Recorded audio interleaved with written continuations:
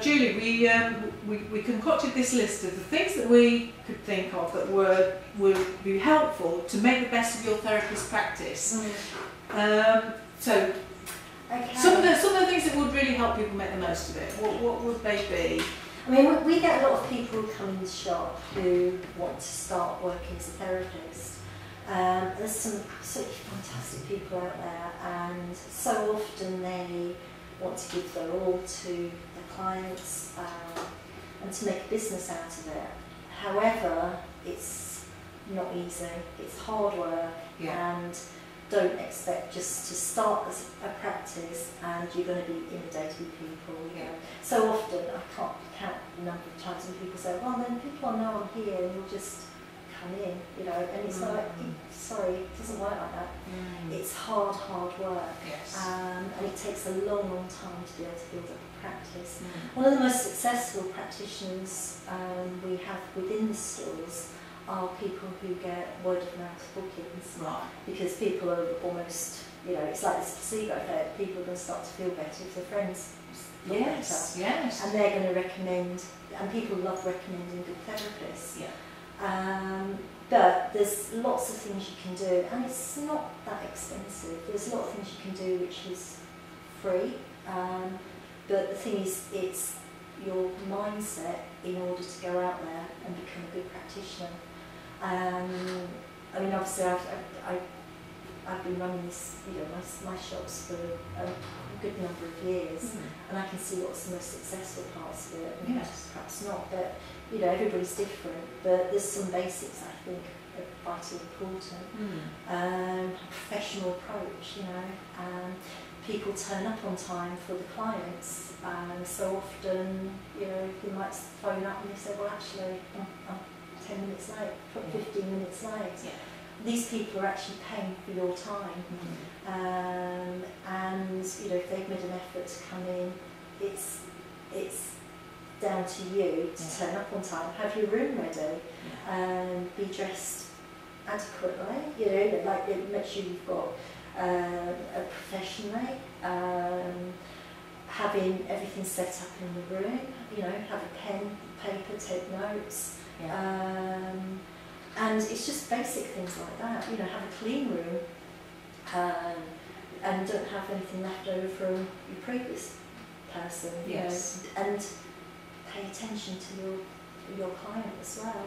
So often, you know, you're still on the last person, and then somebody else comes in, and people have got to feel safe, and they've got to feel that you care about them, don't you? I think the best therapist would make you feel that you're getting all their attention. Taking notes is a really good thing as well, because then you remember the specific problems that person's had, and you don't have to keep being reminded of it, isn't it? The thing is, as well, a lot of, I'm not saying everybody, but there are a number of people out there which will treat their therapy business as a hobby. If you want to be successful, you've got to treat it as a business. If you haven't got clients, I mean, for example, you know, I hand the rooms out on a daily, half-daily basis. If you haven't got, you know, if somebody was in, you haven't got clients, some people might phone up and say, well, actually, I'm not coming in. But you're paying for that space. What I would suggest is you come in, you stand in the store, you hand leaflets out, you do free little sampling sessions, you might do your Facebook, your Twitter, hand out cards, talk to other people, and it's that drip, you know, it's like that constant trying to actually achieve things. Do you think some of that is perhaps they don't have confidence in themselves? Because, you know, maybe a lot of therapists, I don't know, are they sensitive people, so therefore being out there is quite hard for them? Lots of people find it very, very difficult. They're going to be becoming a therapist because they are very sensitive and they want to help others. However, you can't live on just being there to care for others. And even very professional therapists can be very caring. And you need to make a good business in order for you to continue to help others, and don't feel guilty about it. You know, you charge for your time. So, you know, again, it sounds like I've got the right and wrong for everything, but so often people say, oh, I'll give you a free treatment. those people, and they hope that they'll come in for treatment subsequently. Most people don't appreciate it. No. It's a giving and a taking. You know, Yes. you need to charge the right amount for your time. Yeah. And otherwise you're not going to get anything out of it. One of the things that I've been doing lately, because you're talking about that charging thing, and I think a lot of people have problems with charging money for gifts. They somehow feel I should be giving it away. And I've seen actually in this room with people that, you know, no sooner as someone said, oh, I can't actually afford that, then, oh, we'll come for nothing. You know, and it's like that, it's sort of a lack of, I don't know, self-belief or whatever. Yeah. One of the people that I've been using, who's really useful, is a lady who does tapping on YouTube, and she's got some brilliant sections on there called Pamela Bruner. So that is my top tip, who does tapping on raising the amount of money you feel confident in charging. And also she's really, she totally works with people, what she calls transformational therapists.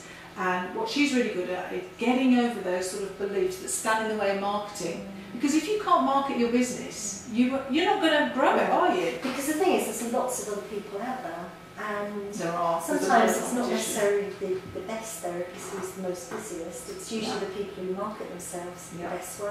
Yeah. I mean, again, you know, it's like it's not rocket science. You know, it's like, you know, if somebody comes in, take their telephone number, take their address, take their email. If you've got an email, you then have contact with them. Yeah. And it doesn't take long to build up a mailing list. I think it's, I can't remember the exact figures, it's 2%, I think it is, of people will respond to a newsletter. Oh, right. So for every 100 people you've got, you might get 2 clients. So yeah, that's fine. Then you could do a referral, say bring a friend, get your treatment half price. Right.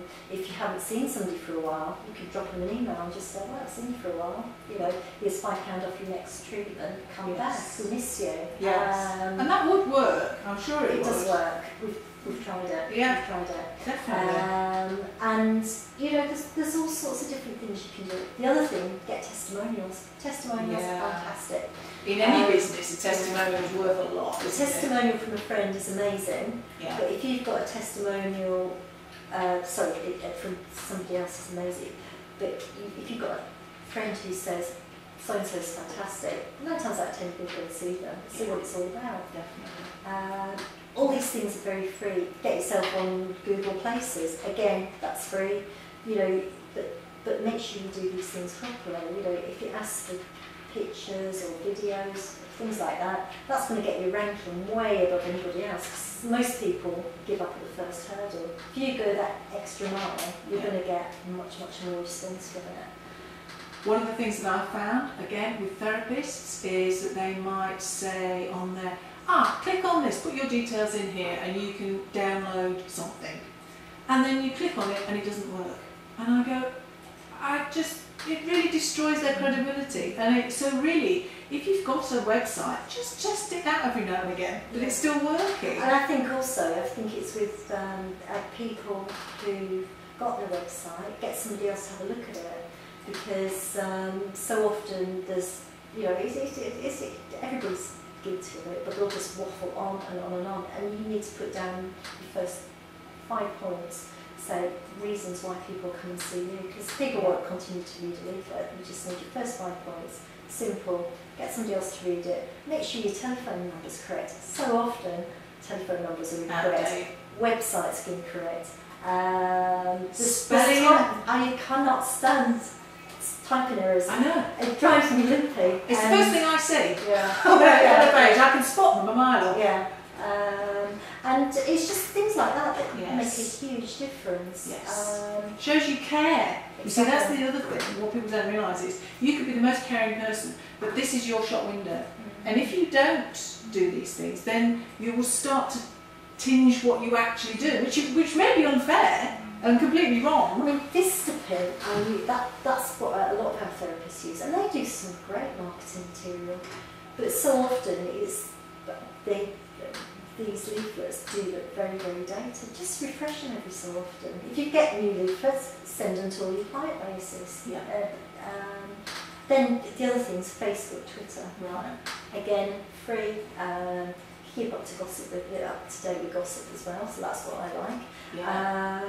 But they're all free ways of promoting yourself. Yeah. I mean, it's not doing the hard sell. You can talk. You need to come over as a person, but people will then remember you're there. Yeah.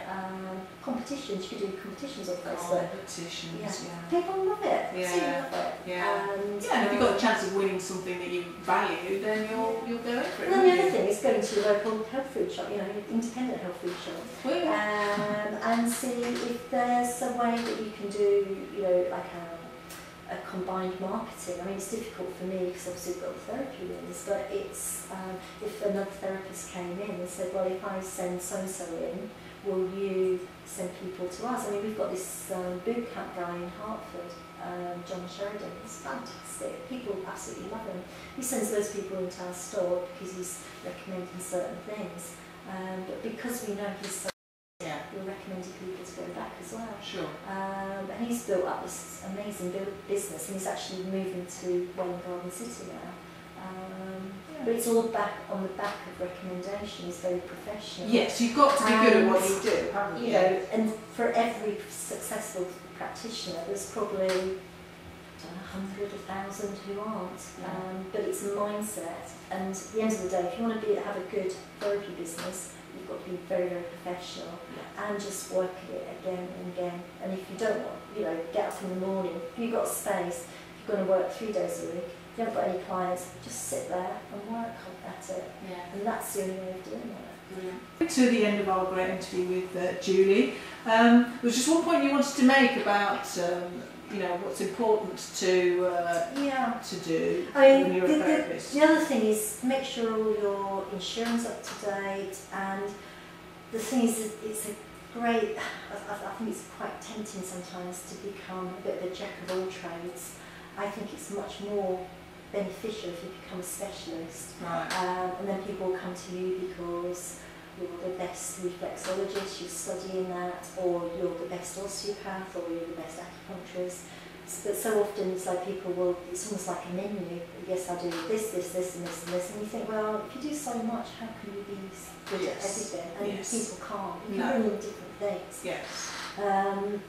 And the other vitally important thing is if people phone you or contact you, contact them back. Right. And in a timely way and in a professional way. Yes. Because again, that so often doesn't happen. Yes. It's all a bit random, isn't it? Yeah. And I've had times when because I send out newsletters to people, sometimes they get lots and lots of inquiries, but then it takes them weeks and weeks to get back to people, and it's rude. And it looks bad on me, and I don't like it. No. But it's that follow-up and contact with people, and that's what they want, and they're contacting you. Yeah. So, brilliant. But it's just general. Well, you've been there, you've done it, you built your business on service, and I think that's just great advice. So if anyone is struggling, I think they could definitely benefit from some of that advice. So cool. Thank you very much for coming in today. It's been really, really interesting. I hope you've enjoyed it at home. And